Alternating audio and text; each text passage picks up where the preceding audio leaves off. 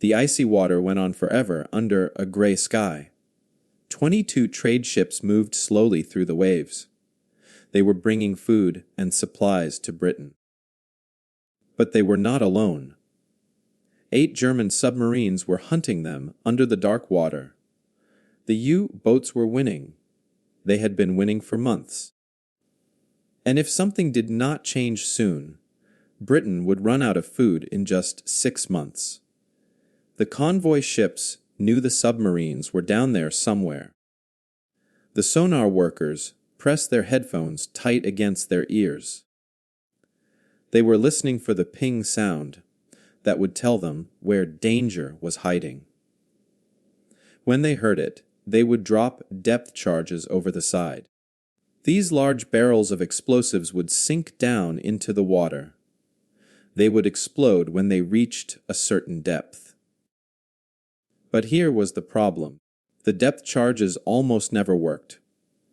Out of every 100 U-boats they tried to sink, only 4 actually went down. That meant 96 got away to hunt again. Every month, the German submarines were destroying 700,000 tons of Allied ships. That was enough metal to build a bridge across the ocean. Thousands of sailors were dying. Food was not reaching Britain. Oil was not reaching Britain. The weapons they needed to fight the war were sinking to the bottom of the sea. The Allies were losing the Battle of the Atlantic, and they knew it. The men on the guard ships did everything they could. When sonar picked up a submarine, the captain would steer the ship right over the spot. The crew would roll the depth charges off the back of the ship. Down they would go, deeper and deeper. Then boom! A tower of white water would shoot up into the air. The sailors would watch and wait. Sometimes they would see oil coming up to the surface. Sometimes they would see pieces of wreckage. But most of the time they saw nothing. The submarine had escaped. The problem was simple, but nobody seemed to understand it. When a ship moved toward a submarine to attack, the sonar could track exactly where it was. The submarine could not hide. But then the ship had to pass directly over the submarine to drop the depth charges. At that exact moment, the sonar went blind. It could not see straight down. So the crew was guessing. They were dropping explosives into the darkness and hoping to get lucky. And luck was not on their side. The British Admiralty did not want to admit there was a problem. These were the top naval officers in Britain. They were the men who planned the war at sea. They had been using depth charges since World War I. The weapons had worked back then. They said they would work now. The problem was not the weapon. The problem was the crews needed more training. The problem was the captains needed to be braver. The problem was anything except the depth charges themselves. At a secret research station called HMS Vernon, a man named Charles Gudeve sat at his desk and looked at the numbers. Lieutenant Commander Gudeve was not like the other officers. He was a scientist first and a Navy man second. He had come from Canada to help Britain fight the war. He did not care about tradition. He did not care what had worked in the last war. He only cared about what would work now. And right now, nothing was working. Gudeve pulled out chart after chart. The numbers told a terrible story. 4%, that was the kill rate for depth charges. For every 25 attacks, only 1 submarine died. The rest escaped. Some were damaged, yes. But damaged submarines could be repaired. They would come back to hunt again. Meanwhile, the trade ships kept sinking. The sailors kept dying. He called meetings with other officers. He showed them the numbers.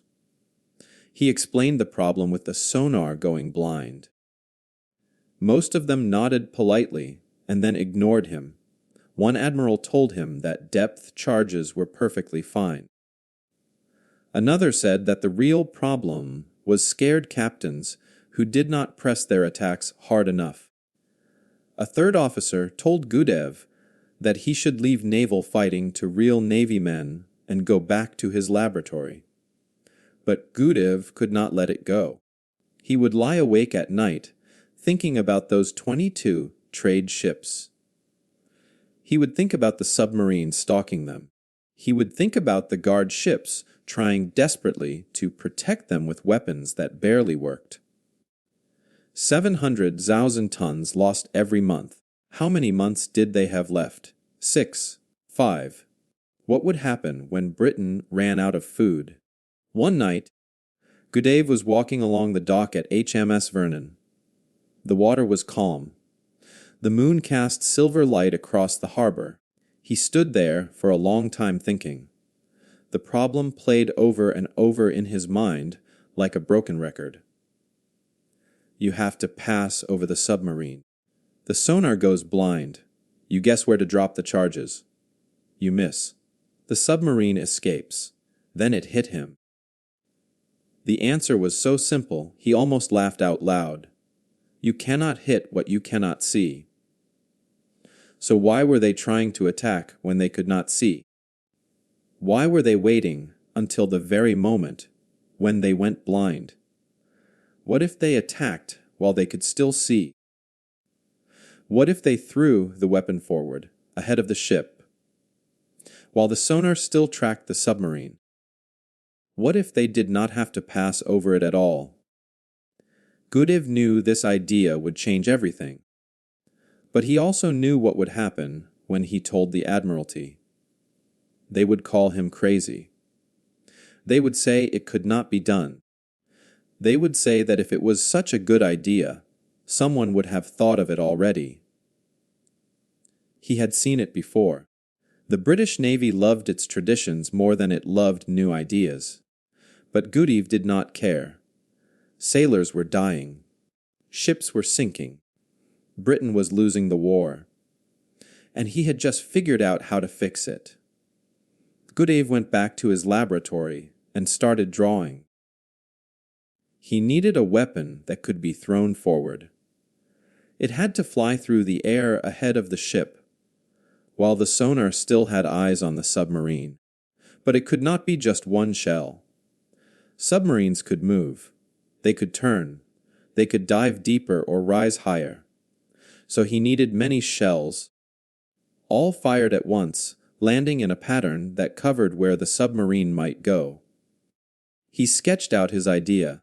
24 small shells arranged in a circle on the front deck of a ship. When fired, they would launch into the air all at once. They would arc forward like basketballs, flying 250 yards ahead of the ship. Then they would splash down into the water in a circular pattern, about 130 feet wide. The submarine would be somewhere inside that circle. And if even one shell hit it, the submarine would die. But here was the brilliant part.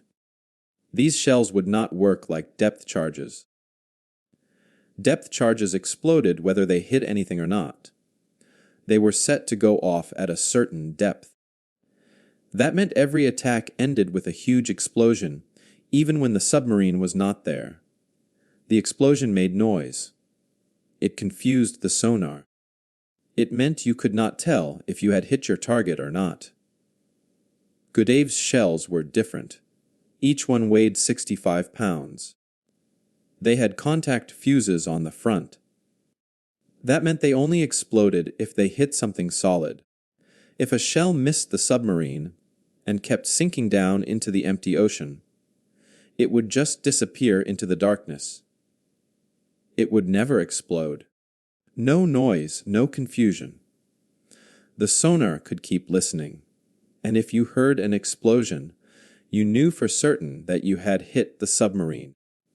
He called his invention the Hedgehog because the 24 shells sitting on the deck looked like the spines on a hedgehog's back. He showed his drawings to the engineering team at HMS Vernon. They liked it. They said they could build it. So they did. Within weeks, They had a working model. It looked strange. It looked like no weapon the Navy had ever used before. But it might just work. In January 1942, they put the first Hedgehog on a ship called HMS Westcott. The captain and crew looked at the weird machine with doubt. It did not look powerful. Each shell was small, much smaller than a depth charge. Some of the sailors joked that they were going to throw firecrackers at the Germans. Others wondered if the scientist from Canada had lost his mind. HMS Westcott went out on patrol. For weeks, they searched for submarines but found nothing. Then, one gray morning, the sonar operator called out, "Contact!" Submarine ahead. The captain turned the ship toward the target. They came closer. The sonar kept pinging. They could hear it clearly. The submarine was trying to dive, trying to escape. This was the moment. In the old days, the captain would have sailed right over the submarine and dropped depth charges. But not today. When they were still 250 yards away, the captain gave the order. Fire the Hedgehog. There was a whooshing sound like fireworks launching. 24 shells shot into the air, trailing smoke. They flew up and forward, then splashed down into the water ahead.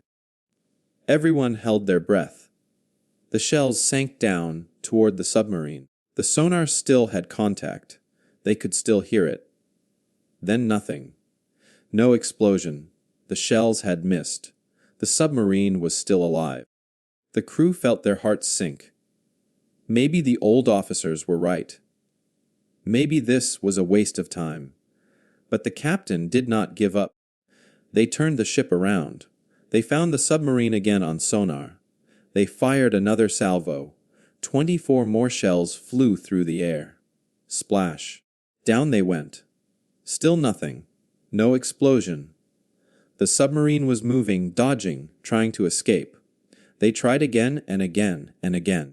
HMS Westcott made 37 attacks on submarines before they got their first kill. 37 times they fired the Hedgehog. 37 times the crew wondered if this weapon would ever work. Other ships heard about it. They laughed. They said Gudave had created a dud. They called it Gudave's folly. Some captains refused to have it put on their ships. They wanted real weapons. They said they wanted depth charges. But then the numbers started coming in. Ships with Hedgehogs were getting kills. Not many at first, but some. And when the scientists looked at all the data, they found something amazing. The Hedgehog had a 25% success rate. That meant 1 out of every 4 attacks was sinking a submarine. Compare that to depth charges. 1 out of every 25 attacks. The Hedgehog was 6 times more deadly. One man saw the potential right away. Admiral Max Horton was in charge of protecting the convoys in the Atlantic. He was not like the other admirals. He did not care about tradition. He cared about winning. He looked at Gudave's numbers and made his decision. Every ship under his command would get a Hedgehog. He did not care if the captains complained. He did not care if it looked strange. It worked. That was all that mattered. But there was a problem. Money. Resources. Britain was fighting for its life. There was not enough steel, not enough factory space, not enough workers. The Navy could only afford to build 50 Hedgehogs at first. 50. That was all. Gudave had to prove his weapon was worth the cost before they would make more. December 1942, HMS Harvester was guarding a convoy when sonar picked up a submarine. U-444, a German killer that had sunk 14 Allied ships. The captain of HMS Harvester did not hesitate. He turned toward the contact. He gave the order to fire. The Hedgehog launched its 24 shells into the air. They flew forward and splashed down in their circular pattern. 3 seconds passed. Then the ocean erupted. Multiple explosions almost at the same time. At least 4 shells had hit U-444 directly. The submarine's hull tore apart like paper. Water rushed in through massive holes. The crew inside had no time to react. The submarine sank like a stone. It was over in less than a minute. HMS Harvester had just killed a U-boat with a single salvo. 1 attack, 1 kill. The weapon that the admirals had called firecrackers had just sent Germany's finest submarine to the bottom with 1 hit. News spread fast. Captains who had refused the Hedgehog now wanted it. The factory started running day and night. Godave's folly had just become Britain's secret weapon. The numbers told a story that nobody could ignore. Before the Hedgehog, depth charges were killing 4 submarines out of every 100 attacks. After the Hedgehog, ships were killing 25 submarines out of every 100 attacks. That was not just better. That was 6 times better. In the deadly math of the Atlantic Ocean, those numbers meant the difference between winning and losing the war. By the summer of 1943, factories across Britain and Canada were building Hedgehogs as fast as they could. The first 50 units had proven themselves. Now the Navy wanted hundreds more, then thousands more. Every guard ship that protected the convoys wanted one. Every destroyer hunting U-boats demanded one. The weapon that admirals had mocked was now the weapon every captain wanted on his deck. The production numbers grew month by month. 100 Hedgehogs, then 500, then 1,000. By the time the war ended in 1945, more than 7,000 Hedgehogs had been built. Over 1,000 Allied ships carried them into battle. From the cold waters near Iceland to the warm seas off Africa, the Hedgehog was hunting submarines.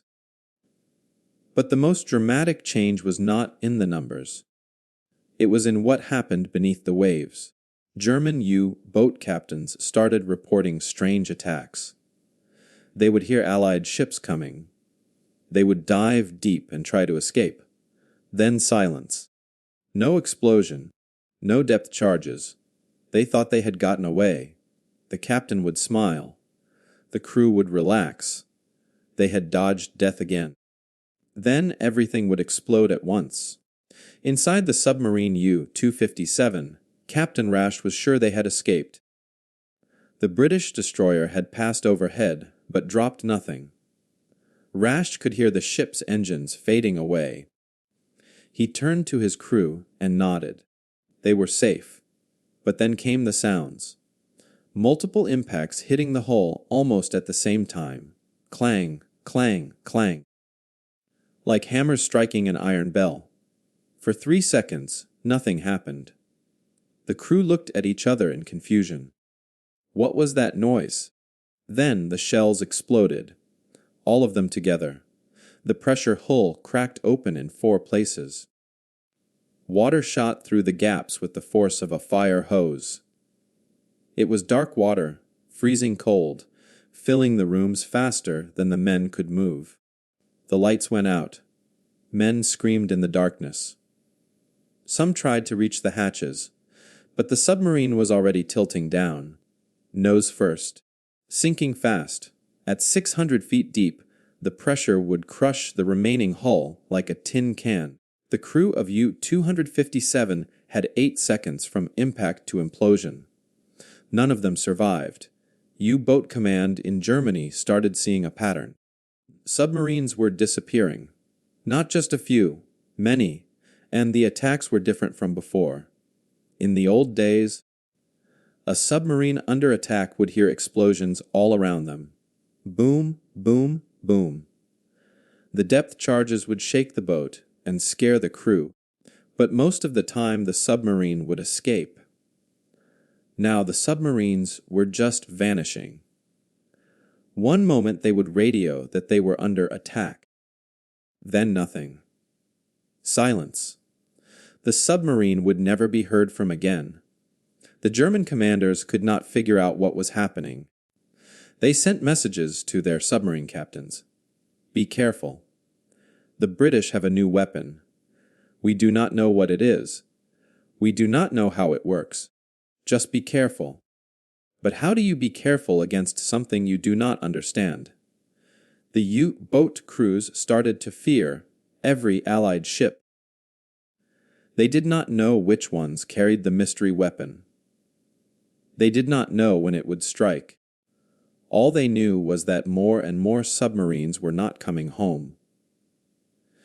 The Americans tried to build their own version. They called it the mousetrap. It used bigger rockets instead of the small shells. The idea was that bigger meant better. But they were wrong. The mousetrap rockets were less accurate. They spread out too much. They covered a larger area, but with bigger gaps. Submarines could slip through those gaps. The mousetrap got some kills, but not many. The British Hedgehog, with its tight circular pattern, was still the best. Some British officers wrote reports about the Hedgehog. One captain said, "The weapon has changed the nature of submarine hunting. Before, we were throwing punches in the dark. Now we can see our target and hit it." Another report from the Admiralty stated, "The Hedgehog has proven to be the most effective anti-submarine weapon of the war. Its success rate exceeds all predictions. The German Navy never figured out the secret. They captured Allied sailors. They questioned them. They searched for wreckage of Allied ships to find the weapon. But the Hedgehog was small. It did not look special. Even when Germans saw pictures of it, they did not understand why it worked so well. They thought it was just another kind of depth charge. They never realized the key was the contact fuse. They never understood that the weapon only exploded when it hit something. By the time they might have figured it out, the war was almost over. There was something else nobody expected. The Hedgehog was so accurate that it did not need to be big.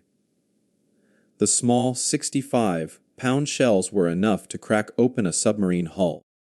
That meant the weapon was light. It did not take up much space on the deck. Even small guard ships could carry it.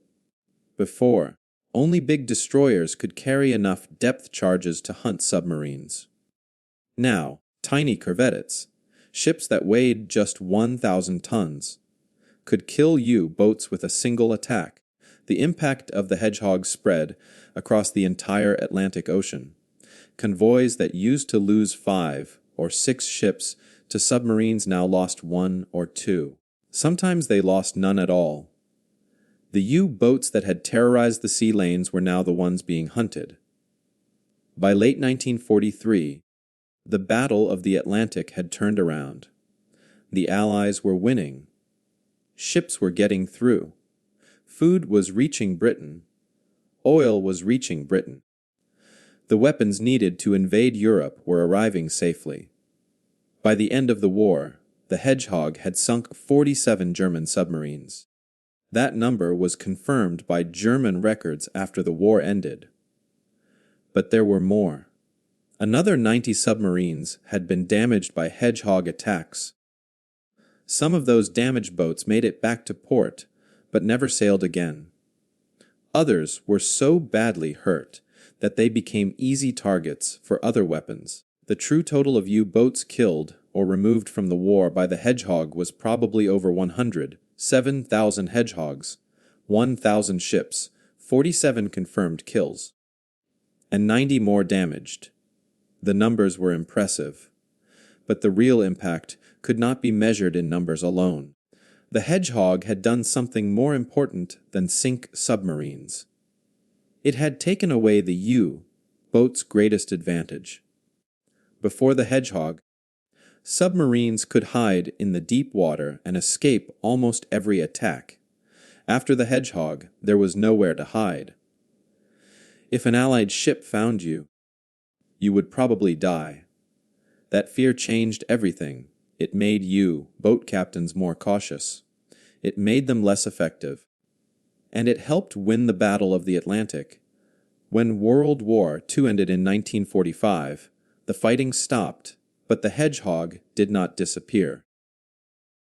The weapon was too good to forget.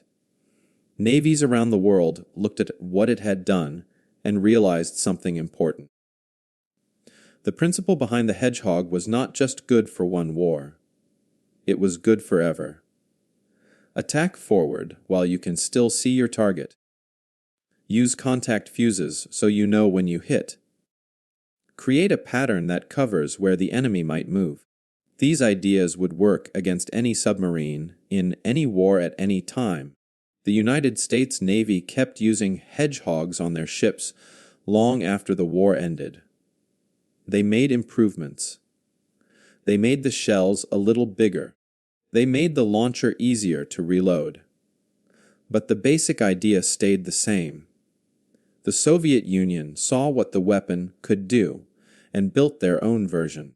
They called it the RBU 6000. It threw 12 shells instead of 24, but it worked the same way. Forward-throwing contact fuses, circular pattern. By the 1950s, every modern navy in the world had some kind of Hedgehog weapon on their ships. The British built newer versions with bigger rockets that could fly even farther. The Canadians, who had helped build so many of the original Hedgehogs during the war, kept improving the design. They created weapons that could throw shells 500 yards ahead instead of just 250. Some could throw them 1,000 yards. The principle kept evolving. Engineers realized that the same idea could work for other threats too. What if enemy ships were attacking? What if missiles were coming? The answer was the same. Attack forward. Hit them before they hit you. Do not wait until they are right on top of you. By the 1960s, this thinking had spread to missile defense systems. By the 1970s, it was standard doctrine in naval warfare. By the 1980s, computer-guided rockets were using the Hedgehog principle to defend ships from aircraft and missiles. Today, if you visit a modern warship, you will see weapons that are direct descendants of Gudev's invention. They look different. They use computers and radar instead of sonar. They fire missiles instead of simple shells. But the thinking behind them is exactly the same. See your enemy. Attack while you can still see them. Hit them before they reach you. The Hedgehog taught the world this lesson, and the world never forgot it. But what about Charles Gudev?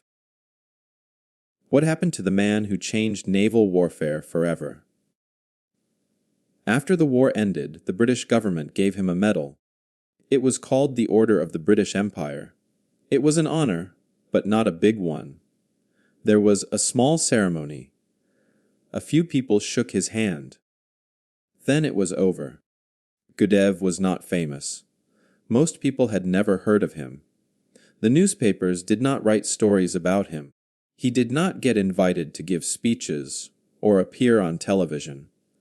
Gudev did not seem to mind. He had never wanted to be famous. He was a scientist, not a celebrity. He went back to teaching at a university. He taught chemistry and physics to students who had no idea that their professor had helped win the Battle of the Atlantic. He published papers about science. He did research. He lived a quiet life. In 1980, Charles Gudev died at the age of 81. A few newspapers printed short obituaries. Most people who read them did not recognize his name. This is how it often goes with the people who changed the world. The generals get parades. The politicians get monuments. But the scientists and engineers who actually solve the problems often disappear back into normal life. History forgets them. Their names fade away. But their ideas live on forever. There is something profound about the Hedgehog story. It teaches us that sometimes the biggest breakthroughs come from asking the simplest questions. Gudev did not invent some amazing new technology. He did not discover a new type of explosive. He did not create a revolutionary submarine detection system. All he did was ask one question. Why are we attacking at the moment when we cannot see our target? That question seems so obvious now. Of course you should attack while you can still see what you are shooting at. Of course you should not wait until you go blind. A child could understand it. But before Gudev asked that question, the entire British Navy had missed it. Thousands of smart officers, hundreds of engineers, decades of experience, and none of them had thought to ask. This happens more often than we like to admit. Humans are very good at accepting things the way they are. We are very good at saying, "This is how we have always done it." We trust tradition. We trust authority. We trust the experts. And most of the time that works fine, but sometimes the experts are wrong. Sometimes tradition is killing us. Sometimes the way we have always done it is the exact reason we are failing. Innovation is not always about being smarter than everyone else. Sometimes it is just about being willing to question the thing that everyone else assumes must be true. Gudev was not smarter than the British admirals, but he was willing to look at their sacred depth charges and say, "These do not work. We need something different." That willingness to question, that refusal to accept failure, that is what changed everything. We face the same challenge today. In every field, in every industry, in every part of life, there are things we accept without questioning. There are problems we live with because we assume they cannot be solved. There are failures we tolerate because we think that is just how things are. But somewhere there is probably a simple question we are not asking. Somewhere there is probably an obvious solution we are not seeing because we are too close to the problem. The hedgehog reminds us to look for those questions. It reminds us that the person who solves the unsolvable problem might not be the expert with 40 years of experience. It might be the outsider who does not know what is supposed to be impossible. It might be the scientist from Canada who looks at the numbers and refuses to believe that a 4% success rate is acceptable. The German submarines were not defeated by bigger ships or more sailors or better technology. They were defeated by one man who stood on a dock one night and realized that the Navy was aiming at the wrong moment. That is the power of asking simple questions. That is the power of refusing to accept failure. That is the power of believing that there must be a better way, even when everyone else says there is not. The difference between winning and losing was not about building something bigger or more powerful. It was about asking one simple question no one else thought to ask. What if we are aiming at the wrong moment? That question saved thousands of lives. That question helped win the war. That question changed naval warfare forever. And it all started because one man was willing to stand up and say that the way things had always been done was not good enough anymore.